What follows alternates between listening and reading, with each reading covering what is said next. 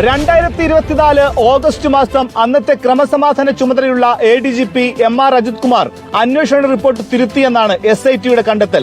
ആലപ്പുഴ ജില്ലാ crime branch DYSP Sunil രാജിനായിരുന്നു അന്വേഷണ ചുമതല. പേരൂർക്കടയിലെ ADGP ഓഫീസിലേക്ക് 3 തവണ രഹസ്യമായി വിളിച്ചു വരുത്തി. നിയമവിരുദ്ധമായി ഫയലുകൾ തിരുത്തി. DYSP സുനിൽ രാജും ഇത് ശരിവെക്കുന്ന മൊഴിയാണ് SITക്ക് പ്രാഥമികമായി നൽകിയത്. ഗൺമാൻമാരുടെ മർദ്ദനം ചട്ടവിരുദ്ധവും ക്രിമിനൽ കുറ്റവുമാണെന്ന റിപ്പോർട്ട് അപ്പാടെ തിരുത്തി. അന്ന് ഈ കേസ് അന്വേഷിച്ച ജില്ലാ ക്രൈംബ്രാഞ്ചിന്റെ DYSPയെ തിരുവനന്തപുരം പേരൂർക്കടയിലേക്ക് ADGP അന്ന് ക്രമസമാധാന ചുമതലയുള്ള ADGP MR അജിത് കുമാർ ഓഫീസിലേക്ക് 3 തവണ രഹസ്യമായി വിളിച്ചു വരുത്തി ഈ റിപ്പോർട്ട്, അതായത് ഗൺമാൻമാർക്കെതിരായ റിപ്പോർട്ട് അടിമുടി മാറ്റാൻ വേണ്ടിയിട്ടുള്ള നിർദ്ദേശം കൊടുത്തു. അതായത് ഗൺമാൻമാർ നടത്തിയത് ഔദ്യോഗിക കൃത്യനിർവഹണത്തിന്റെ ഭാഗമായിട്ടുള്ള പ്രവർത്തനമല്ല, ക്രിമിനൽ നടപടിയാണ്. കയ്യിലുണ്ടായിരുന്ന ലാത്തി മാത്രമല്ല, മുളവടി കൊണ്ട് തലക്കടിച്ച മർദ്ദനമാണ്. അതുകൊണ്ട് വകുപ്പ് തല നടപടി അടക്കം ഇവർക്ക് വേണ്ടിവരുമെന്നുള്ള ഗുരുതര കണ്ടെത്തലടങ്ങിയ പോലീസിന്റെ അല്ലെങ്കിൽ ക്രൈംബ്രാഞ്ചിന്റെ റിപ്പോർട്ടാണ്.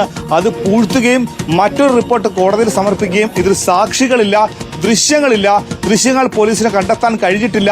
അതുകൊണ്ട് ഈ കേസ് എഴുതിത്തള്ളണമെന്ന് ആവശ്യപ്പെട്ടുകൊണ്ട് കോടതിയിൽ റിപ്പോർട്ട് കൊടുക്കാൻ MR അജിത് കുമാറാണ് നിർദ്ദേശം നൽകിയതെന്ന വിവരം നിലവിൽ ഈ കേസ് അന്വേഷിക്കുന്ന ക്രൈംബ്രാഞ്ച് മേധാവി SITയുടെ മേധാവിക്ക് ലഭിച്ചത്.